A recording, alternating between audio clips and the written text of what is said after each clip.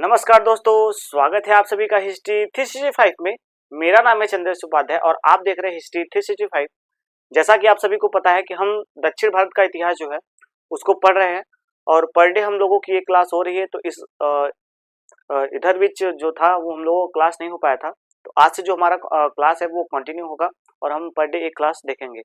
तो इस प्रकार से हम देखेंगे कि मैंने आप सभी के लिए पहले से ही आपके समय को बचाने के लिए पहले से ही जो बातें थी उसको नोट कर रखा है, ताकि आपको समझने के दृष्टिकोण से थोड़ा ज़्यादा इंपॉर्टेंट हो जाए और थोड़ा सा आपका समय जो है वो बच जाए। तो इस प्रकार से मैंने आपका पहले से ही जो बातें हैं उसको नोट कर रखी है। अगर आपने इससे पहले की जो क्लास है उसको नहीं देखा है तो जाके एक बार प्लीज़ देख लीजिएगा, क्योंकि ये जो क्लास है उस क्लास के बाद का ही स्टार्ट हुआ है। यानी कि हमने जो दक्षिण भारत का जब प्रारंभिक इतिहास है उसका परिचय है वो पहले ही देख लिया है। और उसके बाद हमने जो सेकेंड क्लास किया था यानी कि पार्ट 2 किया था, उसमें हमने जो संगम संगीति हुई थी उसके कब कौन कहाँ सा हुआ था तो हमने उसके बारे में देखा था। और आज की जो हमारी क्लास है हम संगम साहित्य के बारे में देखेंगे। हालांकि एक दो संगम साहित्य जो थे वो मैंने उस पिछले लेक्चर में आपको बता दिया था। तो आज का जो हमारा है वो आज के कुछ और इम्पोर्टेंट जो हमारे संगम साहित्य हैं और हमारे महाकाव्य हैं, जो संगम के महाकाव्य हैं उनके बारे में हम देखेंगे और उनके बारे में हम जानेंगे। तो हम आज सबसे पहले जो साहित्यिक स्रोत हैं वहाँ के जो मिले हैं उनके बारे में जानेंगे। तो आपको एक बात स्पष्ट बता दूं कि ये जो साहित्यिक स्रोत है ये दक्षिण भारत के उन इतिहास को हमें दर्शाते हैं जो कि दक्षिण भारत में इतिहास रहा है, उनके इतिहास को यह दर्शाता है। और उनके आधार पे हमें इसमें जो है इनके वर्णन और उनके उल्लेख देखने को मिलते हैं। आपको बता दूं कि मैंने जब आपको उत्तर भारत का इतिहास पढ़ाया था तो उसमें मैंने मामूलनाथ और परनार का एक अहरानूर और जो परनार का एक ग्रंथ था वो भी मैंने आपको स्रोत में बताया था कि उसमें भी हमें उत्तर भारत की जो इतिहास है उसके जो झलक हैं, जानकारियां हैं वो मिलती हैं। तो हम इसी के ऊपर अपना जो है वो क्लास को आगे देखेंगे। तो इस प्रकार से हम देखेंगे कि एक एक करके मैंने सारी जो बातें थी यहाँ पे नोट कर रखा है पहले से ही, आपको समझाने के दृष्टिकोण से जो इम्पोर्टेंट थी वो सारी बातें मैंने आपको बता रखी है पहले से ही। उसके बाद आपको बता दूं कि ये संगम साहित्य है जो कि हमारा पीछे का क्लास हुआ था, उसके आधार पे हमारा जो आज का क्लास है वो आगे बढ़ेगा। तो हम संगम साहित्य के बारे में देख रहे हैं और उन्हीं के बारे में देखेंगे, यानी कि आप इसको पार्ट 2 या पार्ट 3 भी कह सकते हैं। तो इस प्रकार से ये क्लास जो है वो रहेगी। चलिए स्टार्ट करते हैं अपने क्लास को। अगर आपको क्लास पसंद आए तो लाइक करें, शेयर करें, कमेंट करें और अपने दोस्तों के साथ जरूर से जरूर शेयर कर लें, क्योंकि ये जो क्लास है वो काफी ज्यादा इंपॉर्टेंट आप सभी के लिए होने वाला है। तो चलिए स्टार्ट करते हैं। सबसे पहला जो हमें संगम साहित्य, यानी कि मैंने आपको बताए थे कि तीन संगीति हुई थी, उसमें से जो पहला था उसके हमें कोई भी प्रमाण देखने को नहीं मिलते। और जो हमारा दूसरा हुआ था उसमें मैंने आपको बताया था कि उसमें एक हमें ग्रंथ जो है वो देखने को मिलता है।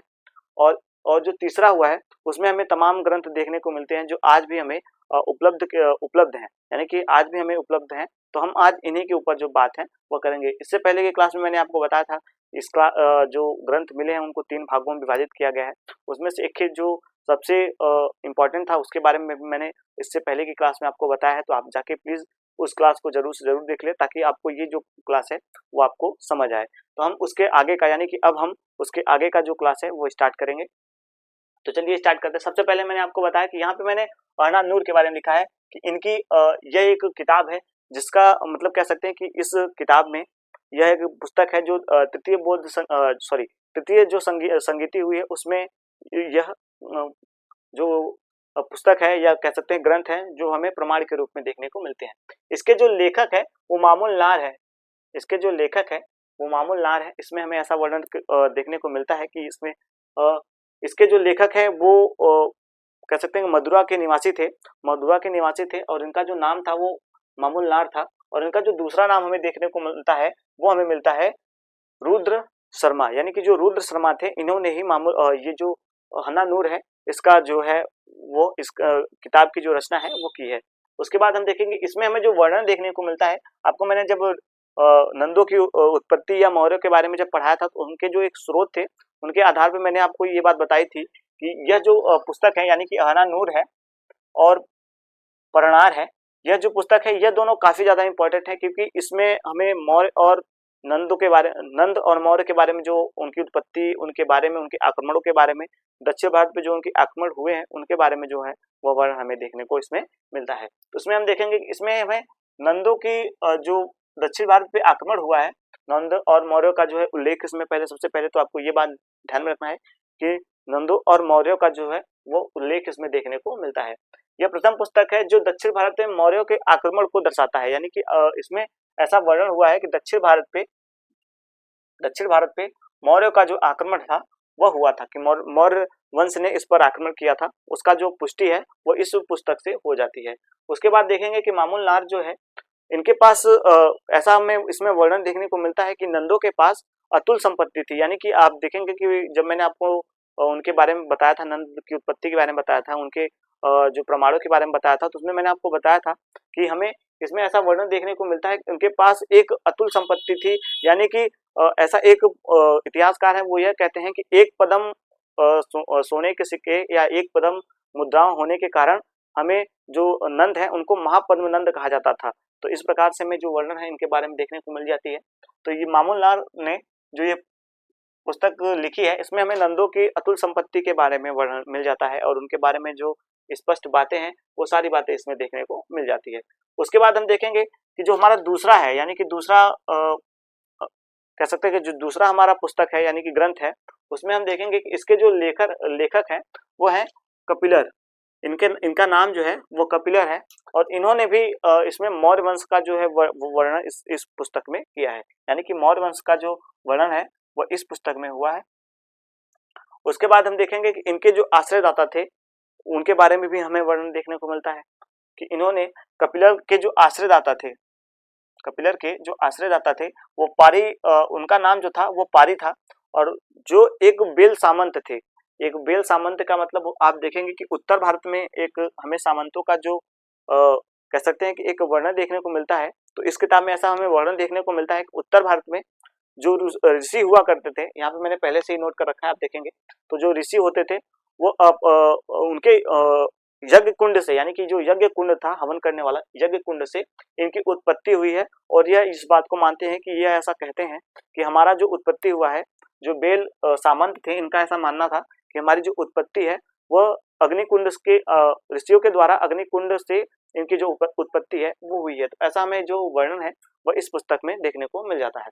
उसके बाद हम देखेंगे कि इन्होंने भी, यानी कि जो पारी थे, जो पारी कह सकते हैं कि जो पारी थे वो तो मैंने आपको बताया कि बेल सामंत थे, लेकिन जो कपिलर थे उन्होंने अपने प्राणों को जो त्यागा था वो अनशन के द्वारा त्यागा था। यानी कि मैंने आपने देखिए अब लिख रखा है कि ऐसा बताया जाता है कि कपिलर ने अनशन के द्वारा अपने प्राणों का जो है वो त्याग किया था। तो इस प्रकार से हमें इसमें देखने को मिलता है।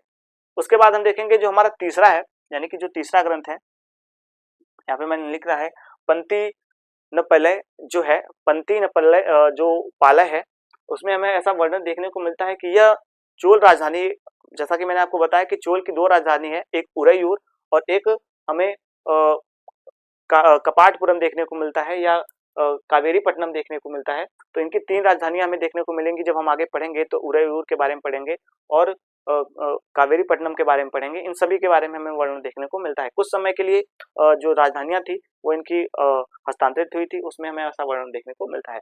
तो इनकी जो चोल राजधानी थी कावेरीपट्टनम में यह किताब की जो है वो रचना हुई थी, यानी कि कावेरीपट्टनम में ही इस किताब की रचना हुई थी जो कि चोल राजधानी थी। और उसके बाद हम देखेंगे इसका जो लेखक था वह रुद्र नकार था।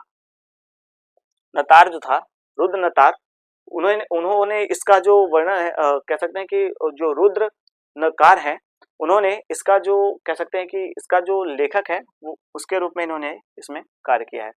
उसके बाद देखेंगे कि इसमें जो हमें वर्णन देखने को मिलता है, इसमें हमें कावेरीपट्टनम में कार्यरत है, यानी कि जो कावेरीपट्टनम में जो कार्यरत कह सकते हैं, दक्षिण भारत में जो कावेरीपट्टनम था वहाँ के जो चोल कर्मचारी थे, उसमें हमें एक कर्मचारी का जो हमें सीमा शुल्क को जो वसूलते थे, यानी कि जो सीमा शुल्क के अधिकारी थे वो सीमा शुल्क को वसूलते थे, और उनका जो वर्णन है हमें इस पुस्तक में देखने को मिल जाता है।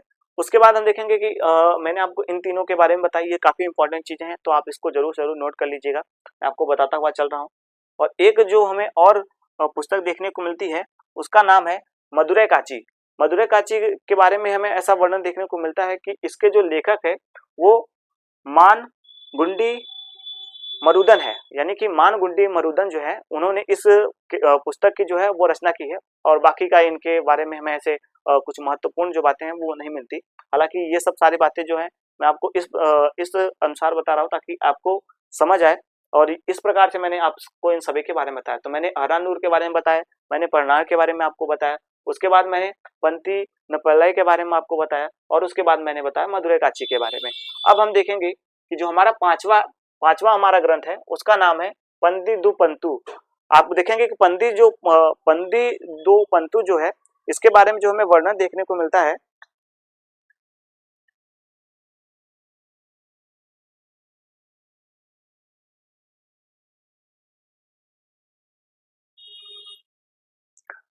इसमें हमें चार चेर शासकों के वर्णन देखने को मिलते हैं। पंदी जो पंतु है, इसमें जो हमें वर्णन देखने को मिलता है वो 8 चेर शासकों के 8 चेर शासकों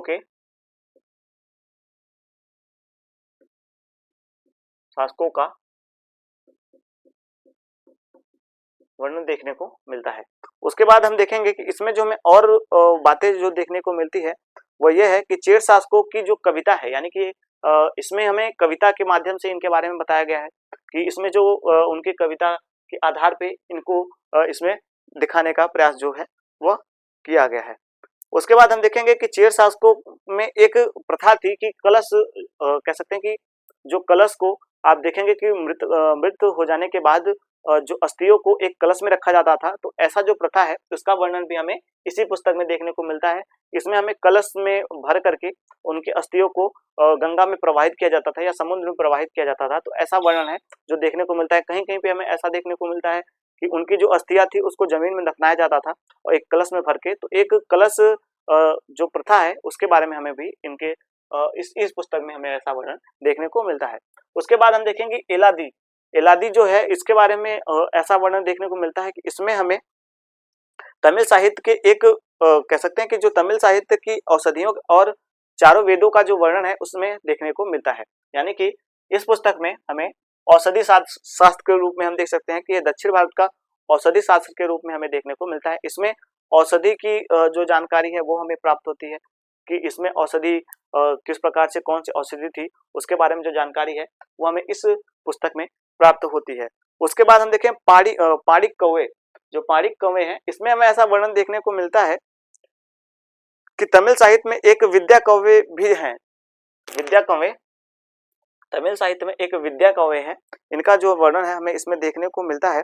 और पाड़िक कौवे जो है वो पांड्य शासकों के युद्ध के समय उनके साथी के रूप में कह सकते हैं या उनके संरक्षक के रूप में जो है वो कार्य करते थे, उनका विवरण जो है वह देते हैं। यानी कि इनके पांड्य जो कह सकते हैं कि शासक थे, उनके युद्धों का जो वर्णन है, वो विवरण है, वह इस समय पुस्तक में देखने को मिल जाता है। उसके बाद हम देखेंगे आचार कौवे, इसकी रचना जो है वो मुल्लियार ने की थी। आचार कौवे जो है इसकी रचना मुल्लियार ने किया था। और मुल्लियार जो थे इन्होंने इसका जो वर्णन है वो किया है। और उसके बाद हमें इसमें शिव महिमा का जो वर्णन है वह देखने को मिल जाता है। यानी कि आप देखेंगे कि शिव भगवान का जो कह सकते हैं कि शिव भगवान का जो महिमा है उसके बारे में जो हमें वर्णन देखने को मिलता है वो हमें इस पुस्तक में देखने को मिल जाता है। उसके बाद हम आगे देखेंगे कि आचार कौवे के बारे में हमने देखा, पहाड़ी कौवे के बारे में देखा। उसके बाद हम देखेंगे परिपादल, जो परिपादल है इनके बारे में ऐसा हमें वर्णन देखने को मिलता है कि यह संगीत संबंधी ग्रंथ था। यह इसमें जो था वो संगीत संबंधी ग्रंथ था। यह संगीत संबंधी ग्रंथ था। इसमें हमें काव्य की जो तमिल साहित्य में जो काव्य और कविताएं जो देखने को मिलती हैं उनका वर्णन हमें देखने को मिलता है। इसमें इसकी एक विशेषता है कि इसमें जितने भी शासकों का वर्णन हुआ है वो काव्य के माध्यम से हुआ है। यानी कि एक पंक्ति के आधार पे उनकी रचना जो है वो इसमें हुई हमें देखने को मिलती है।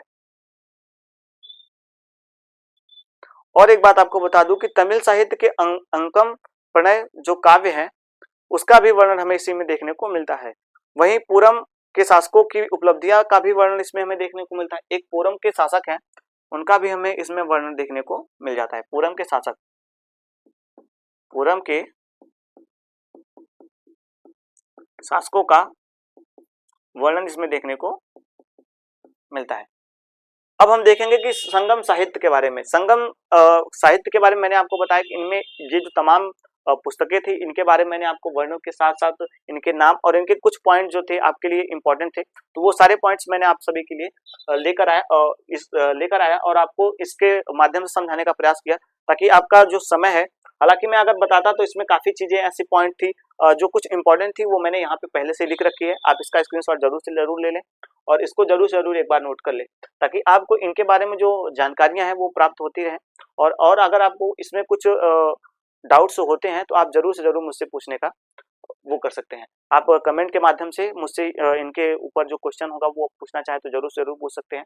और इसके आधार पे मैंने आपको इनके बारे में जो इम्पोर्टेंट थी उनके बारे में पूरा विवरण सहित, और इनके नाम बस हमसे पूछे जाते हैं, नाम पूछे जाते हैं, उसमें क्या क्या इंपॉर्टेंस है वो सारी चीजें पूछे जाती हैं, तो वो मैंने आपको एक ब्रीफ लेक्चर के माध्यम से एक छोटा करके आपको समझाने का जो है वो प्रयास किया है। अब हम देखेंगे तमिल जो महाकाव्य हैं उनके बारे में देखेंगे। तो आपको सबसे पहले एक बात आपको बता दूं कि तमिल साहित्य में जैसे आप देखेंगे कि हमारा वैदिक साहित्य अगर हम देखते हैं तो उसमें हमें दो महाकाव्य देखने को मिलते हैं, रामायण और महाभारत। उसी प्रकार से हम देखेंगे कि जो उत्तर भारत का आपने देखा उसमें ऐसे ही इसी प्रकार से हमें तमिल साहित्य में भी हमें 5 महाकाव्य देखने को मिलते हैं, जिसमें से 3 बहुत ज्यादा इंपॉर्टेंट है, यानी कि 3 जो है वो काफी ज्यादा इंपॉर्टेंट है। इनके बारे में हमसे क्वेश्चन पूछे ही जाते हैं और ये एक महाकाव्य के रूप में ऐसा इसको माना जाता है। तो हम इसमें देखेंगे कि संगम साहित्य में, संगम महाकाव्य में 5 महाकाव्यों का जो वर्णन है उस देखने को मिलता है, और उसमें से जो 2 महाकाव्य हैं उनके वर्णन कह सकते हैं, उनके नाम पूछे जा सकते हैं आपसे, तो मैं आपको उन 5 के बारे में जो है वो जानकारी आपको देने का प्रयास करूंगा। हालांकि उन दोनों को कह सकते हैं कि महाकाव्य की श्रृंखला में नहीं रखा जाता, लेकिन फिर भी कुछ इतिहासकार इसको मानते हैं कि रखा जाता है या नहीं रखा जाता, तो उसको हम आगे देखते हुए चलेंगे। तो इस प्रकार से मैंने आपको इनके साहित्य के बारे में सबसे पहले आपको बताया और इनके बारे में जो वर्णन थी वो सारी बातें मैंने आपको बताई। अब हम देखेंगे आगे, यानी कि इनके बारे में जो आगे जानकारी हमें देखने को मिलेगी उसके आधार पे हम देखेंगे। तो मैं इसको थोड़ा सा साफ कर लेता हूँ, आप अगर इसका चाहें तो एक स्क्रीनशॉट ले लें, ताकि आपको इन सभी के यानी कि जो 9 हमारे साहित्य हैं इनके बारे में आपको इनके नाम तो आप याद ही कर लीजिएगा, भले ही इनके बारे में ना पता हो, लेकिन नाम याद कर लेंगे तो क्या होगा, कुछ जो पॉइंट्स है वो आपके इसमें मिलते हुए रहेंगे। तो मैं एक तरफ का साफ कर लेता हूँ, बाकी एक तरफ का छोड़ देता हूँ, ताकि आपको समझने के दृष्टिकोण से मैं समझाने के लिए एक ही तरफ आपको समझाता हुआ चलूंगा। तो मैं आधा जो बोर्ड है उसको साफ कर लिया मैंने। तो आपको बताऊं कि संगम महाकाव्य, संगम महाकाव्य, संगम महाकाव्य के बारे में आपको एक बात सबसे इंपॉर्टेंट है वो आप नोट कर लीजिएगा कि इन सभी के बारे में, यानी कि मैंने आपको एक चीजें आपको नहीं बताई कि ये सारे के सारे जो पुस्तक हैं, सारे के सारे जो ग्रंथ हैं वो तमिल भाषा में लिखे गए हैं। यह सभी तमिल भाषा में लिखे गए हैं।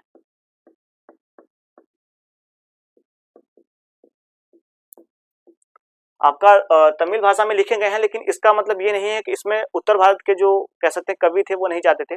उत्तर भारत के भी कवि जाते थे और उसमें अपनी किताबों को प्रमाणित करते थे। ऐसा हमें जो वर्णन है वो इसमें प्राप्त हुआ है कि भले ही यह तमिल भाषा में या तमिल साहित्य कहते हैं इसको, लेकिन इसमें उत्तर भारत के भी जो इतिहासकार कह सकते हैं या कह सकते हैं कि जो अपनी रचनाओं को लिखते थे वो यहाँ पे जाके उसको भी प्रकाशित करते थे, यानी कि प्रकाशित करवा लेते थे। तो इसका जो वर्णन है वो मैंने आपको बताया, और इनमें हमें तमाम दक्षिण भारत के जो इतिहास के बारे में जो स्रोत हैं वो सारे के सारे इसमें देखने को मिल जाते हैं। तो इस चीज को आप नोट कर लीजिएगा।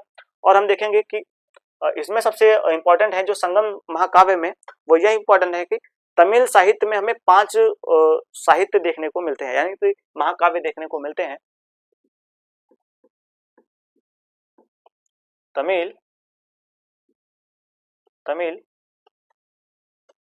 संगीति में तमिल कह सकते हैं तमिल युग में हमें 5 महाकाव्य देखने को मिलते हैं। 5 महाकाव्य का वर्णन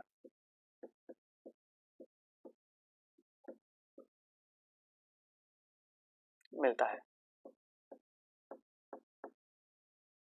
तो मैं आपको एक तरफ से बताता हुआ चलता हूँ ताकि आपको समझ में आए और आपको परीक्षा के दृष्टिकोण से जो इम्पोर्टेंट है वो भी आपको समझ में आए। तो इस प्रकार से हम देखेंगे।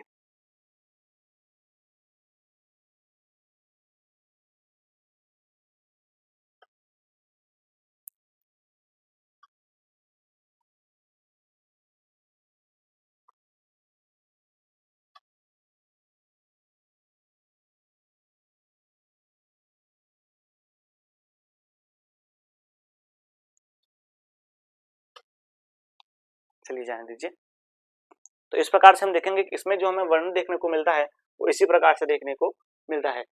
अब हम देखेंगे पांचों साहित्य के बारे में। तो सबसे जो इम्पोर्टेंट है उसमें हम देखेंगे शिल्पादिगारम का हमें नाम देखने को मिलता है। शिल्पादिगारम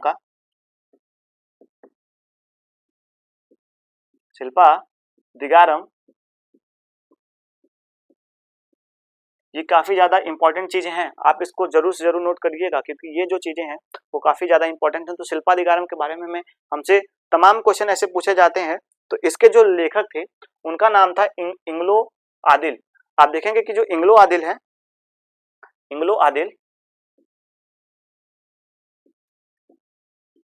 इसके लेखक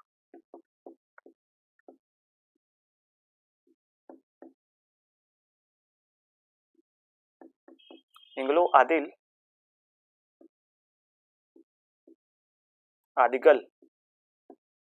आदिगल इसके लेखक हैं। तो आप इस चीज को सबसे ज्यादा ये इम्पोर्टेंट चीज है तो आप इसको याद कर लीजिएगा। और यह एक चीज और इसके बारे में इम्पोर्टेंट है कि यह जो था वो जैन धर्म का पोषक था, यानी कि यह जैन धर्म का, यानी कि जो लेखक है इंग्लो आदिगल, यह जैन धर्म का पोषक था, जैन धर्म का अनुयायी कह सकते हैं, धर्म का पोषक था। और यह जो था वो तमिल, यानी कि आप देखेंगे कि जो चेर शासक शेरगुट्टुवन थे उनका भाई था, जैन धर्म का पोषक था।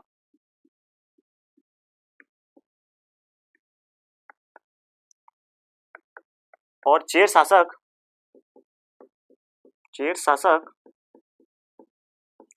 शासक थे उनका जो नाम हमें देखने को मिलता है वो सेन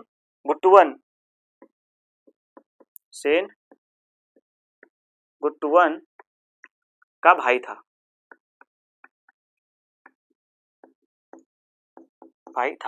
तो इनके बारे में ये काफी ज्यादा इंपॉर्टेंट चीज है। इससे तमाम जो कह सकते हैं कि प्रश्न बनते हैं या इसके जो आंसर बनते हैं वो आपको लिखना है। तो आप इन सभी चीजों को नोट करते हुए चलिएगा क्योंकि ये काफी ज्यादा इंपॉर्टेंट चीजें हैं। अब हम देखेंगे कि शिल्पादिगारम के बारे में। तो शिल्पादिगारम का जो मतलब होता है, शिल्पादिगारम का मतलब होता है कि जो शिल्पादिगारम है इसका जो एक कह सकते हैं कि हमें एक हिंदी अनुवाद देखने को मिलता है जिसको कहा गया है वो नूपुर की कहानी है। शिल्पादिगारम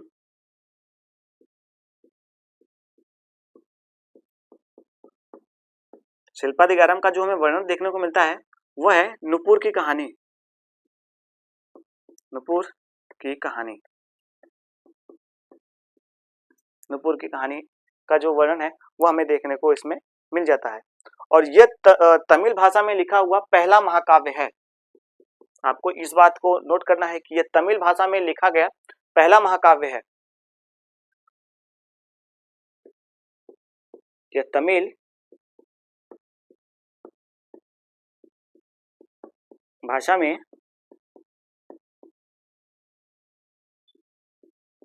लिखा गया पहला महाकाव्य है, पहला तमिल महाकाव्य है।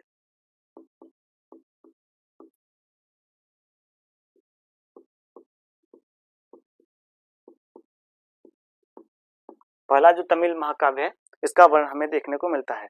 और एक बात और आपको बता दूं कि हमें जो कन्नगड़ी पूजा, यानी कि आप देखें कन्नड़ी पूजा का जो वर्णन है वो इसमें देखने को मिलता है। इसमें सबसे पहले जो महिलाएं थी उनका पूजा का जो वर्णन है वो हमें देखने को मिलता है कि इस यहाँ के जो शासक थे उन्होंने महिला पूजा का जो कह सकते हैं कि महिला का जो पूजा है उसका जो स्थान है उसको बदला था और महिलाओं को पूजने का जो कार्य है वो सबसे पहले यहाँ पे हुआ हमें देखने को मिलता है। तो शिल्पादिगारम में ही हमें कन्नगड़ी पूजा का उल्लेख मिलता है।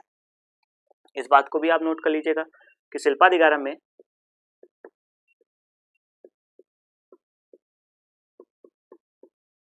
शिल्पादिगारम में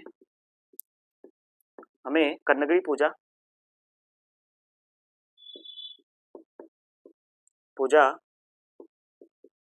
का वर्णन मिलता है।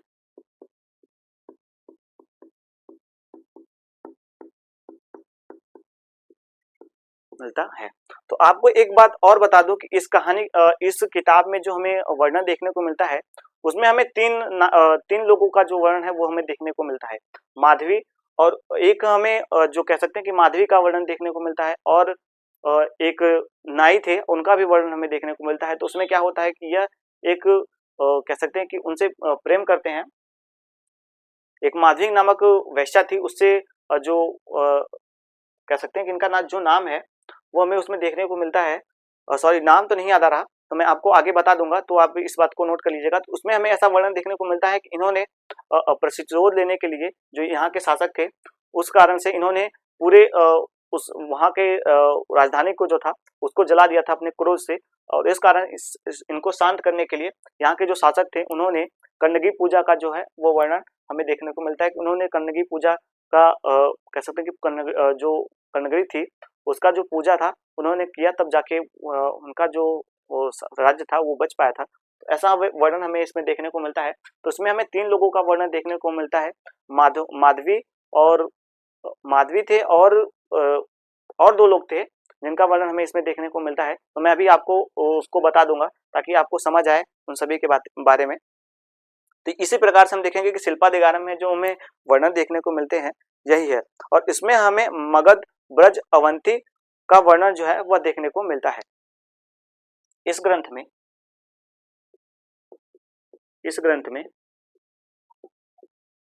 मगध, अवंती, मगध, अवंती और ब्रज का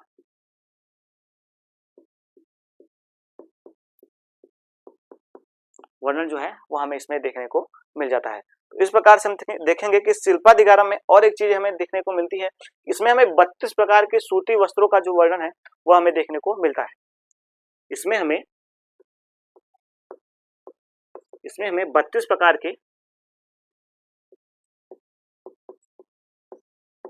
के सूती वस्त्रों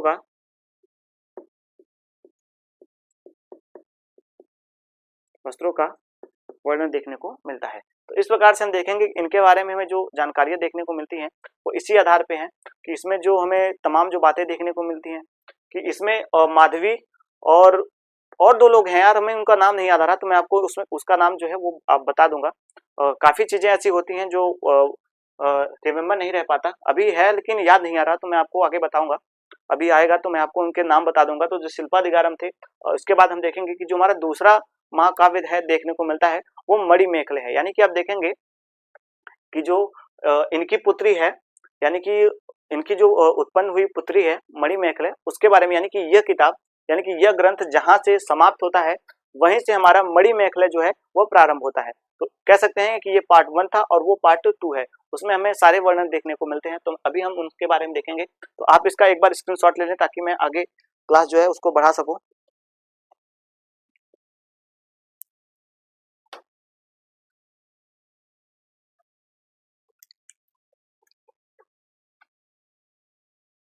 शिल्पादिगारम को देखा, अब हम देखेंगे मणिमेखले को।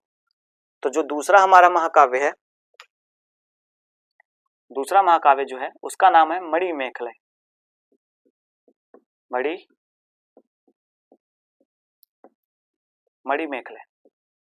मणिमेखले के बारे में आपको एक बात सबसे पहले मैंने आपको बताया कि यह जो ग्रंथ है यह दूसरा महाकाव्य के रूप में हमें जाना जाता है कि तमिल साहित्य का दूसरा महाकाव्य है। और इसमें हमें ऐसा वर्णन, एक ऐसी बातें मैं आपको बताऊं कि जहां से शिल्पादिगारम समाप्त होता है,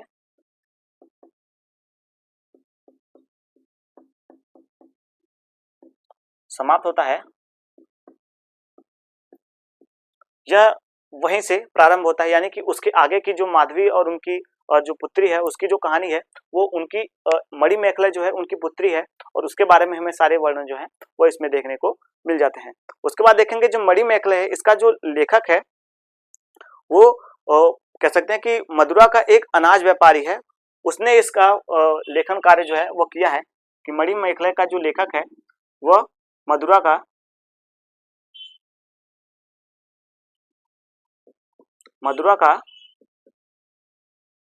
अनाज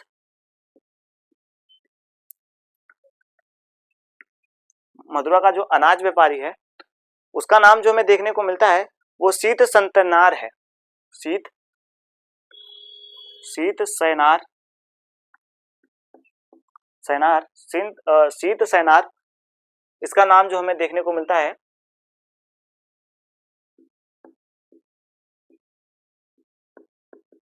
इसकी रचना जो है वो की है, शीत सैनार ने इसकी रचना की है।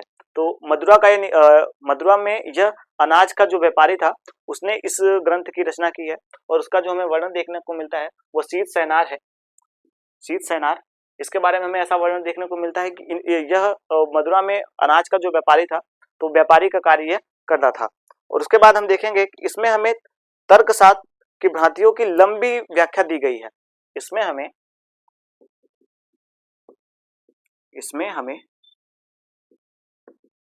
तर्कशास्त्र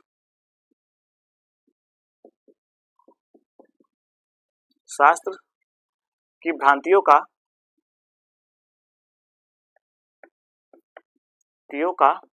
लंबी और कह सकते हैं कि लंबी वर्णन जो है वो इसमें दी गई है, लंबी व्याख्या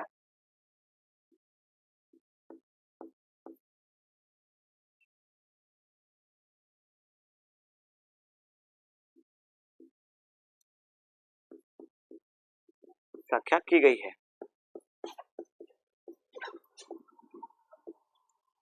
लंबी जो तर्कशास्त्र है उसकी लंबी जो व्याख्या है उसमें हमें की गई है। तो मैंने आपको पहले बता दिया कि यह जो है वो बौद्ध धर्म से ये रिलेटेड है कि आपको बता दूं जो मणिमेखला थी इसने बौद्ध धर्म को अपना लिया था और ऐसा वर्णन देखने को मिलता है कि जिस समय दक्षिण भारत में अकाल पड़ा हुआ था तो इसने अपने जादुई पात्र से यानी कि जो जादुई पात्र जिसमें खाना खाया जाता है उस पात्र से इसने तमाम वहाँ के जो नागरिक थे और जो वहाँ पे रहने वाले वासी थे उनको इन्होंने अपने यानी कि जो मणिमेखला थी इन्होंने अपने पात्र से जादुई पात्र से उनको खाना खिलाया था, उनको भोजन करवाया था। तो ऐसा वर्णन जो है वो इस पुस्तक में हमें देखने को मिलता है। तो इस चीज को आप जरूर से जरूर याद कर ले। और मैंने आपको बताया कि यह जो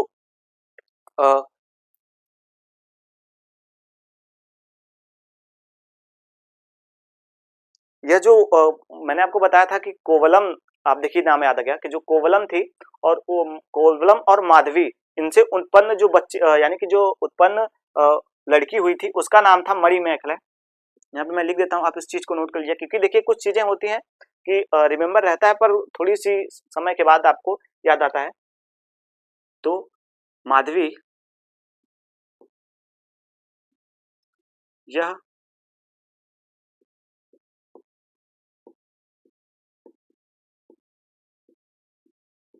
माधवी और कोवलम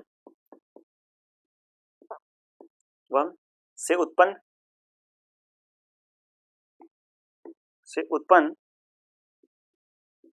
पुत्री थी जिसका नाम था मणिमेखला। तो मैंने आपको बता दिया कि इनके जो माता पिता थे और एक और इसमें हमें वैश्या क्या जो वैश्यावृत्ति की कह सकते हैं उसका भी हमें वर्णन देखने को मिलता है।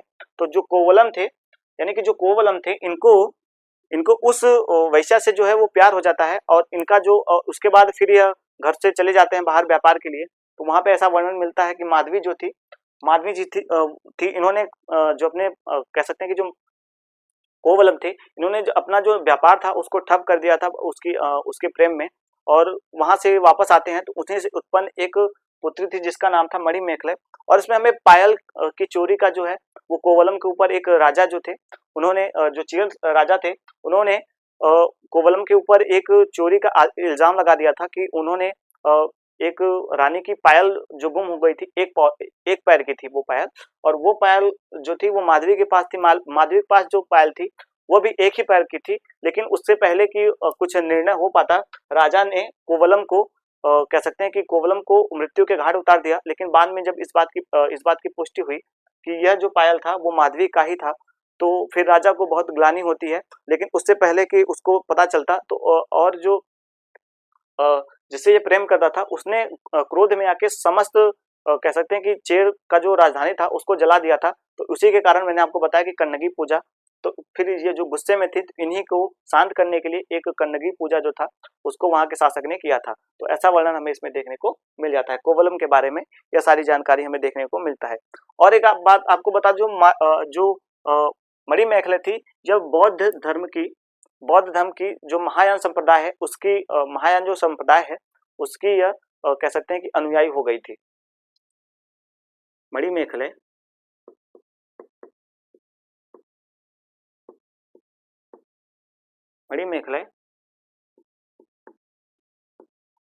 बौद्ध धर्म की महायान संप्रदाय की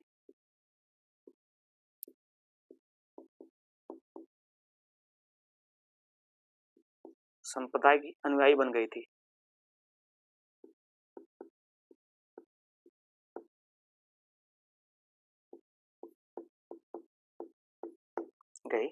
तो इसके बारे में ऐसा वर्णन देखने को मिलता है। तो ये हमारा दूसरा जो महाकाव्य है उसके बारे में, यानी कि तमिल साहित्य का ये दूसरा महाकाव्य है जिसके बारे में हमें सारे वर्णन देखने को मिल जाते हैं। और उसके बाद हम देखेंगे कि जो जीवक चिंतामणि है, अब हमारा जो तीसरा है, यानी कि मैं यहीं पे लिख देता हूँ क्योंकि इसके बारे में हमें ज्यादा जो प्रमाण है वो देखने को नहीं मिलते, इसके बारे में ज्यादा वर्णन देखने को नहीं मिलता। तो हम देख लेंगे जो जीवक चिंतामणि है, जीवक चिंतामणि यानी कि जो तीसरा है वो जीवक चिंतामणि, तीसरा जो हमारा महाकाव्य है वो जीवक चिंतामणि है।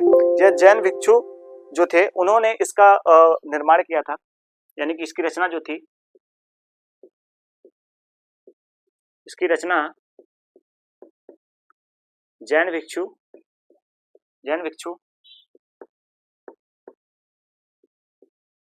जो जैन भिक्षु थे उन्होंने इसका जो निर्माण कार्य है वह किया था। जैन भिक्षु ने इसका निर्माण कार्य किया था। उनका नाम है तिरुतक्कलदेवर, तिरुकदेवर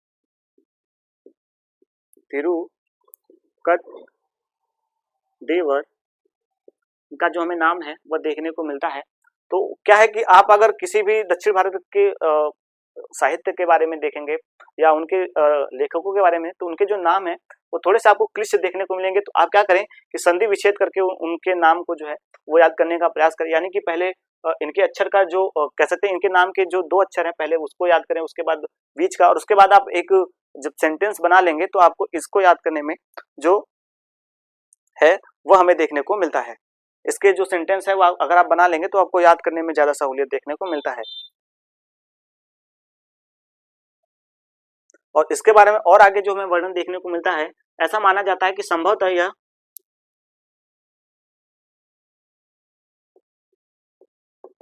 जैन भिक्षु था, सॉरी माफ कीजिएगा, संभवतः ऐसा हमें वर्णन देखने को मिलता है कि यह जो था, यह कोई चोल राज कह सकते हैं कि संभवतः यह कोई चोल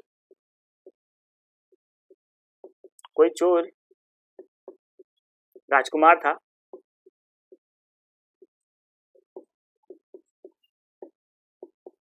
था, जिसने बाद में जैन धर्म को स्वीकार कर लिया और इसकी जो रचना है वो की थी, जिसने जैन धर्म को स्वीकार कर लिया और इसकी रचना की थी। तो ऐसा वो जो वर्णन है वो हमें इसके बारे में देखने को मिल जाता है। इसके बाद हम देखेंगे कि संगम युग के जो 5 महाकाव्य है उसमें से केवल यही 3 जो है वो इंपॉर्टेंट है, इनको ऐसी संज्ञा दी गई है कि यह है, और बाकी के जो 2 हैं उसका नाम है वलयपति और एवं कुंडकेलची। जो हमारा चौथा है उसका नाम है वलयपति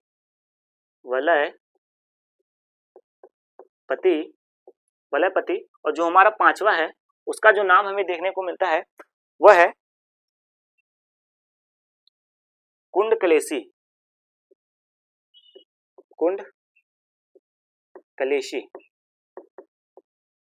कुंडकलेशी जो है, इसके बारे में इन दोनों को ऐसा कहा जाता है कि मान्यता इनको जो है वह नहीं मिली है,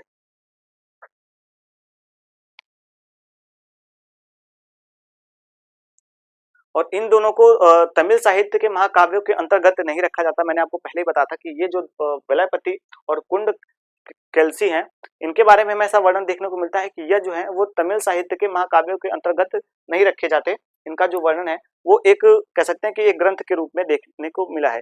लेकिन तब भी इनका जो अध्ययन है वो तत्कालीन जीवन को की जानकारी हेतु काफी ज्यादा आवश्यक है। यानी कि इनके जो अध्ययन है इनको ऐसा माना जाता है कि इनको ऐसा रख सकते हैं कि यह दक्षिण भारत के इतिहास के महाकाव्य के रूप में इसलिए इनको रखा जाता है कि इनमें जो हमें ज्ञान प्राप्त होते हैं वो उस काल के तत्कालीन जो जीवन था उसके बारे में एक महत्वपूर्ण जो कह सकते हैं कि भाग है या अवधारणा है वो हमें इनके माध्यम से प्राप्त होता है। तो इस प्रकार से हमें इनके बारे में सारी जानकारी देखने को मिलती है। तो इस आधार पर हम देखेंगे कि हमारा जो आज का क्लास था वो हमने तमिल साहित्य के बारे में देखा। तमिल साहित्य में जो 9 साहित्य थे उनके बारे में सारे वर्णन हमने किए। उसके बाद हमने महाकाव्यों के बारे में देखा कि उसमें जो 5 महाकाव्य थे उनके बारे में मैंने आपको बताया।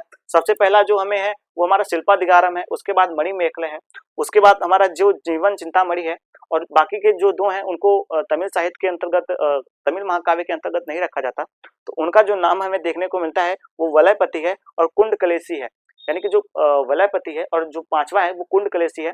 इनको तमिल महाकाव्य के अंतर्गत नहीं रखा जाता क्योंकि यह जो साहित्य है लेकिन फिर भी इनके जो अध्ययन से हमें ज्ञान प्राप्त होता है वो उस काल के तत्कालीन जो जीवन था उसके बारे में वर्णन हमें देखने को मिल जाता है। तो इस प्रकार से हम आज की क्लास को यहीं रखेंगे। अब हमारा जो आगे का क्लास होगा वो चेल, चोर और पांड्य शासकों के ऊपर होगा, उनके जो राज्य के ऊपर होगा और उनके बारे में जो अवधारणा में हमें देखने को मिलती है उनके ऊपर आधारित होगा। आज का जो हमारा क्लास है वो यहीं तक रहेगा। चलते हैं। जय हिंद।